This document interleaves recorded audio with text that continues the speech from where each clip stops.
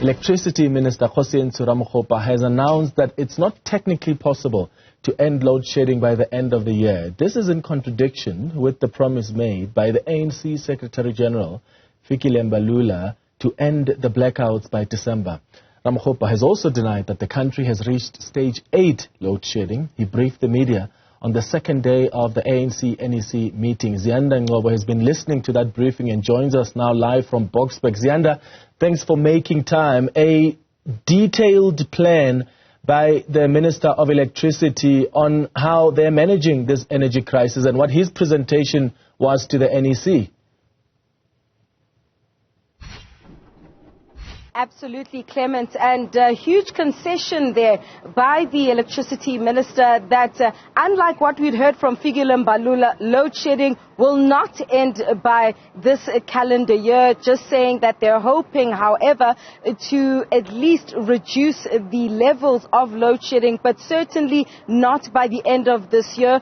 Adding that they're hoping that within the next 6 to 18 months, 12,000 megawatts will be added to the grid. 1,000 megawatts coming from Mozambique through a power purchase agreement. Another 3,000 megawatts hopefully to be gained through an aggressive Eskom campaign on power saving methods. 1,200 megawatts as well in terms of battery saving power. So a lot of interventions. Also bid window 7 opening in May. That would be the responsibility of Energy Minister Gwede Mantashe. And speaking of responsibilities, I'm going to bring in now the Electricity Minister himself, because we still don't know under what guise, what laws you are working under, and actually the capacity in which you're addressing this NEC on matters pertaining to electricity. Well, I'm the Minister of... thank you very much, Ziyanda, for the invitation, and good afternoon to the viewers at home. Yes, I think we've been assigned the responsibility of resolving the intensity and the frequency of load shedding and ultimately eliminating load shedding. So we've been working together with Minister Godan and Minister Mantashe. Remember, the report I'm presenting here is a report of the Economic Transformation Committee of the ANC, and the two ministers contributed in their capacities as members of that committee. So if you like, is a collective articulation of what is possible for us to be able to resolve load shedding. So it is in that capacity that we made this presentation, well received by Cabinet. I'm just saying the NEC, and I think the point we're making is that the NEC, we must be deliberate, intentional, very aggressive, of course still being realistic about what is possible. So as you have indicated in introducing the topic, we have said that there are interventions that are possible now and in the next 6 months. And why is that important? Is because we're entering a winter season starting in May, and we're anticipating that demand is going to increase exponentially, and we can see that the weather is becoming cooler and cooler, and there's a significant demand on energy. So Eskom's computation is that the peak demand will be about 34,000 megawatts, and we know as I speak to you that Eskom can guarantee on average about 26,000 megawatts, and you can see now the gap is about 8,000 megawatts compared to the 6,000 or so megawatts during summer conditions. So what we're trying to do in order to relieve the economy of higher stages of load shedding is to run what we call the peaking plants, especially your open cycle gas turbine, to be able to close the gap between generation and demand. And that's why, as part of the 0 to 6 months intervention, the first one is around the open cycle gas turbine. Yeah. Because it's not a long process. You simply say that let's run this, almost running them as if it's base load, so that you are able to relieve pressure. And then the second intervention we're making is that you need to continuously strive to improve the energy availability factor, essentially the efficiency of this plant. And we did say previously that we are working with private sector to help us with the expertise, people with the experience, to be embedded in the power station, to work with the general managers at power station. I think the message must be conveyed that we are not casting any aspersions. These are competent men and women, but I think you need additional experience and capacity capacity. And if you look at the ESCOM board approved plan, is that the energy availability factor, they are planning that by this year it should be about 60%, and you will be able to claw back additional megawatts. The third intervention is around the point we made just now. It's around on the demand side intervention. If you look at the track record of ESCOM 2010, they ran this aggressively during the Soccer World Cup. If you remember, it was during winter. We were able to save 3,000 megawatts. So we're saying there's precedence, but the added advantage we have now is that we have a technology that helps us, who can be rapidly deployed in each and every household. We know that geysers are the biggest consumers of electricity at the household level. We've got conservatively 8 million geysers. We know that households consume about 16 megawatts, 16% of installed capacity. At peak can be 35%.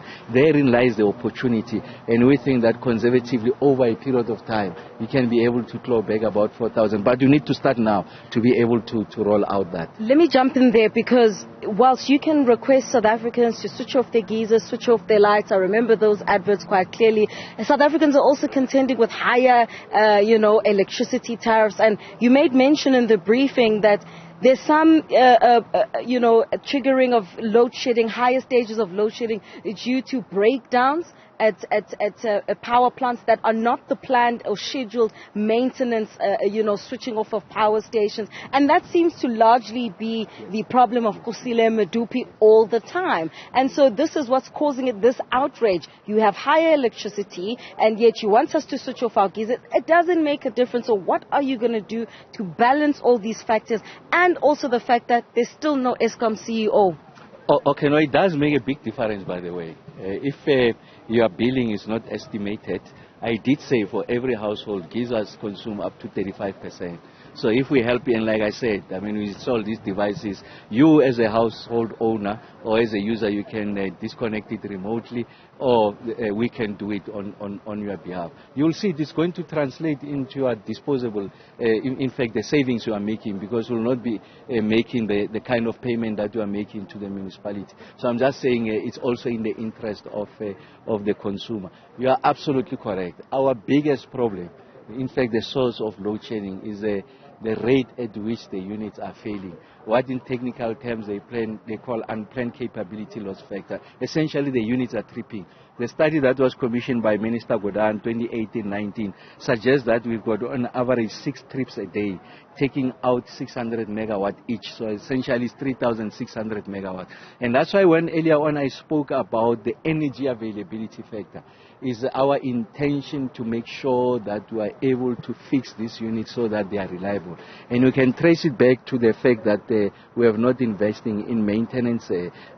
Part of it is philosophy maintenance. Essentially, when the OEM, the person who manufactured, for an example, the turbine, say you can run it for so many 1,000 hours. After those 1,000 hours, just bring it back. Because I know there are components that are likely going to fail because of wear and tear. Let me replace them and return them. And you find that we've been running these units, and when they stop, they disintegrate. The time it takes for us to fix them is long because the parts are not sitting in the workshop. These are significant components, both in size and value, and can't be kept there. When you order from the original equipment manufacturer, he says, I need 2 years, I need 3 years, I need 6 months to do that. That's what we are going to focus on. If you like, the shortest way of addressing this is to attend to that problem. Yeah. Easier said than done, of course. And that's why we're talking about that expertise to help us to address this problem. But the message we want to convey is that the plan is crisp. So it's not verbose. It's about 0 to 6 months. We think conservatively we can add another from both new generation, not new generation, improving the efficiency of the plant and the saving, something in the order of magnitude of 4,200 megawatts. So in terms of load shedding terms, because people are accustomed to that, so it's 4 stages of load shedding. And then we do say that what are we going to do 6 months and beyond. The 3 units of Kusile, as you've correctly mentioned, are meant to come on back. So the one is coming in November, the other 2 are coming in December. The last one of the 2 in December is the 24th of December. So we have an additional 2,100 megawatts. We're removing 2 stages of load shedding. And then the other one of the new units that have not yet been fired is coming back in February. It's another 700 megawatts. And then at Medupi, there's 1 unit that was off because of a fire. in 2021, August, and then the plan was to bring it back in 2025.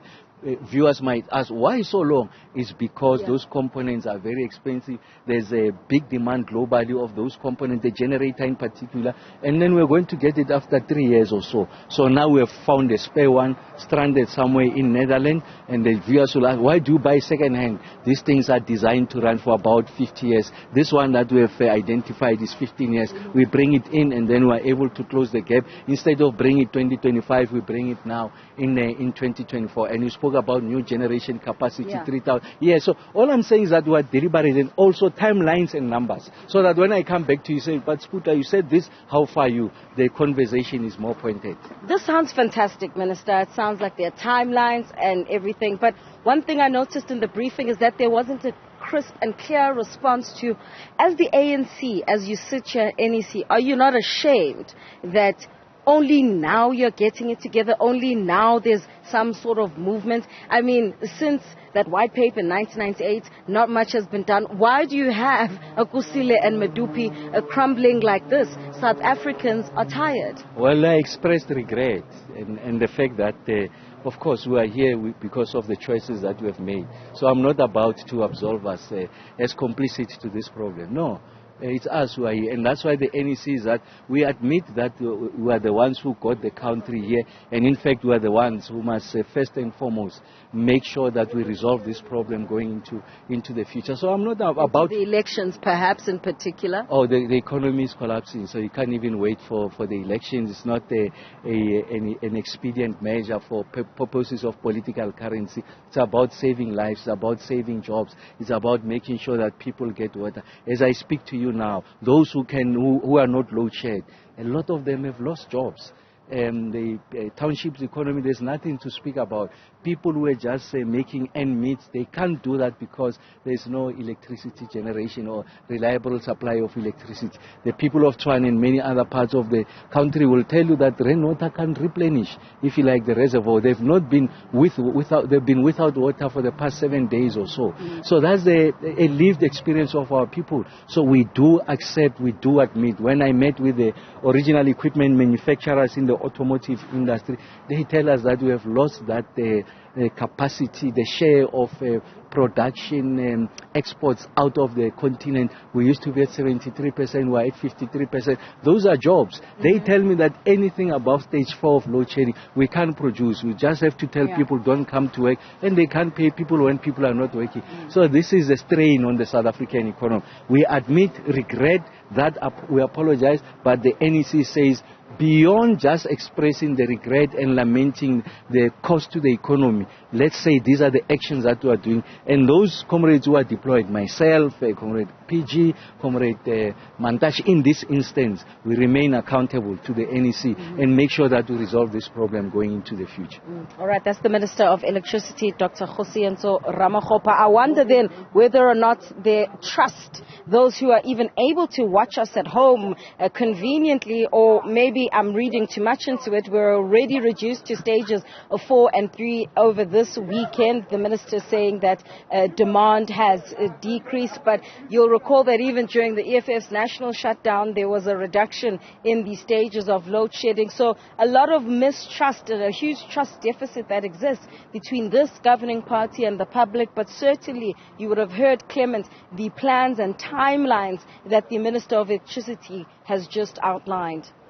Yeah, and let's wait and see if this particular timeline is going to be achieved, given that already what he said at this briefing contradicts what Fikile Mbalula said earlier this year. Ziyanda Ngcobo, live to us from Boksburg. Thank you.